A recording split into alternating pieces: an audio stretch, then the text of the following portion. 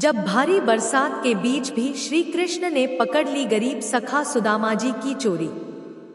भगवान श्री कृष्ण के कई मित्र थे, जैसे 1, मधुमंगल 2, सुबाहु 3, सुबल 4, भद्र 5, सुभद्र 6, मणिभद्र 7, भोज 8, टोककृष्ण 9, वरुथप 10, श्रीदामा 11, सुदामा 12, मधुकंड 13, अर्जुन 14, विशाल 15, रसाल 16, मकरंद 17, सदानंद 18, चंद्रहास 19, बकुल 20, शारद 21, बुद्धि प्रकाश आदि।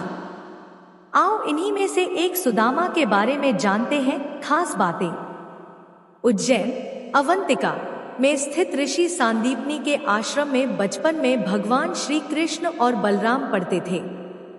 वहां उनके कई मित्रों में से एक सुदामा भी थे। सुदामा श्री कृष्ण के खास मित्र थे।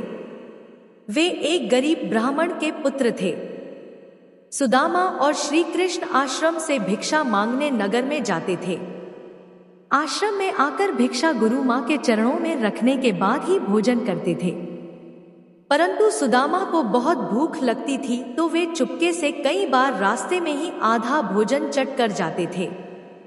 एक बार गुरु मां ने सुदामा को चने देकर कहा कि इसमें से आधे चने श्री कृष्ण को भी दे देना और तुम दोनों जाकर जंगल से लकड़ी बिन लाओ। फिर दोनों जंगल में लकड़ी बिनने चले गए। वहां बारिश होने लगी और तभी दोनों एक शेर को देखकर कर वृक्ष पर चढ़ जाते हैं। ऊपर सुदामा और नीचे श्री कृष्ण। फिर सुदामा अपने पल्लू से चने निकालकर चने खाने लगता है। चने खाने की आवाज सुनकर श्री कृष्ण कहते हैं, अरे ये कटकट की आवाज कैसी आ रही है? कुछ खा रहे हो क्या? सुदामा कहता है, नहीं, ये तो सर्दी के मारे मेरे दांत कटकटा रहे हैं। यह सुनकर श्री कृष्ण कहते हैं, अच्छा बहुत सर्दी लग रही है क्या? सुदामा कहता है, हाँ। यह सुनकर श्री कृष्ण कहते हैं कि मुझे भी बहुत सर्दी लग रही है।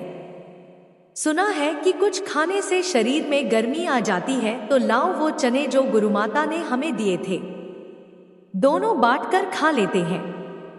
यह देखकर सुदामा का मन ललचा जाता है।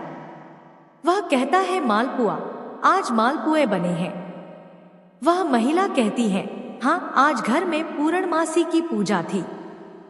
फिर वह तीनों को मालपुए देकर कहती है, अब इसे जल्दी से खाओ, गरम गरम खाने में आनंद आता है। सुदामा तो खाने ही वाला रहता है कि तभी श्री कृष्ण कहते हैं, नहीं माता, हम यहाँ नहीं खा सकते। वह महिला पूछती है, क्यों? तब श्री कृष्ण कहते हैं कि आश्रम का यही नियम है कि सारी भिक्षा गुरु चरणों में अर्पित कर दी जाए। फिर वह उसमें से जितना दे वही हमें खाना चाहिए। यह सुनकर सुदामा को अच्छा नहीं लगता है। यह सुनकर वह महिला गुरु के लिए भी मालपुए का एक पैकेट दे देती है। अब उन तीनों के पास 4 पैकेट हो जाते हैं। फिर तीनों वहां से चले जाते हैं। रास्ते में एक नदी के किनारे रुककर बलराम और श्री कृष्ण हाथ मुंह धोने जाते हैं। इसी दौरान सुदामा मालपुए निकालकर चुपचाप खाने लगता है। तभी श्री कृष्ण उसे मालपुए खाते हुए देख लेते हैं और मुस्कुरा देते हैं। फिर वह चुपचाप उनके पास पहुंचकर कहते हैं, तुम समझते हो कि मैंने कुछ नहीं देखा? तभी सुदामा पत्तल को मोड़कर पालपुए ढाक देता है और कहता है, नहीं नहीं, मैं तो कुछ भी नहीं खा रहा हूं। तब श्री कृष्ण कहते हैं, देखो, झूठ बोलना पाप है। यह सुनकर सुदामा कहता है, और ब्राह्मण को भूखा रखना भी पाप है। यह सुनकर कृष्ण कहते हैं, मैं तुम्हें भूखा रख रहा हूं। तब सुदामा कहते हैं, और क्या? उसने कितनी ममता से कहा था कि मेरे सामने खा लो, और तुमने आश्रम के सारे नियम बता दिए। तब श्री कृष्ण कहते हैं, नियम तो है, गुरुदेव को पता चलेगा तो वे क्या कहेंगे? यह सुनकर सुदामा कहता है, गुरुदेव को कैसे पता चलेगा?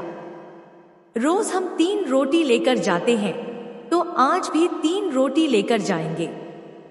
हाँ, यदि तुमने गुरुदेव को न बता दिया तो।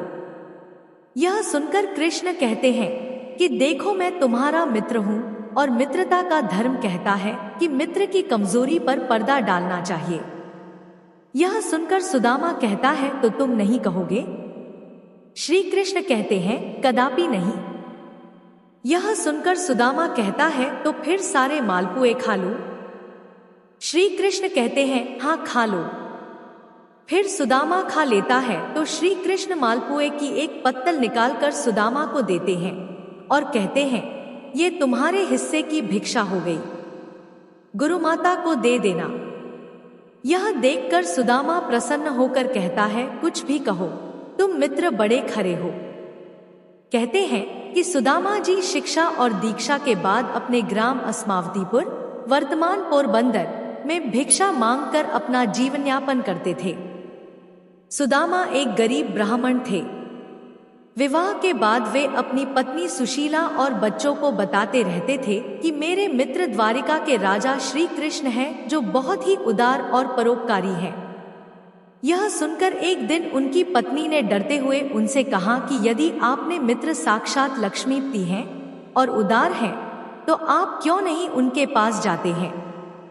वे निश्चित ही आपको प्रचुर धन देंगे, जिससे हमारी कष्टमय गृहस्थी में थोड़ा बहुत तो सुख आ जाएगा। सुदामा संकोचवश पहले तो बहुत मना करते रहे, लेकिन पत्नी के आग्रह पर एक दिन वे कई दिनों की यात्रा करके द्वारिका पहुंच गए। द्वारिका में द्वारपाल ने उन्हें रोका। मात्र एक ही फटे हुए वस्त्र को लपेट गरीब ब्राह्मण जानकर द्वारपाल ने उसे प्रणाम कर यहाँ आने का आशय पूछा।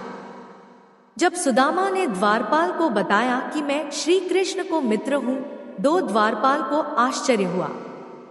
फिर भी उसने नियमानुसार सुमादा जी को वहीं ठहरने का कहा और खुद महल में गया और श्री कृष्ण से कहा, हे प्रभु, को फटेहाल दीन और दुर्बल ब्राह्मण आपसे मिलना चाहता है, जो आपको अपना मित्र बताकर अपना नाम सुदामा बतलाता है।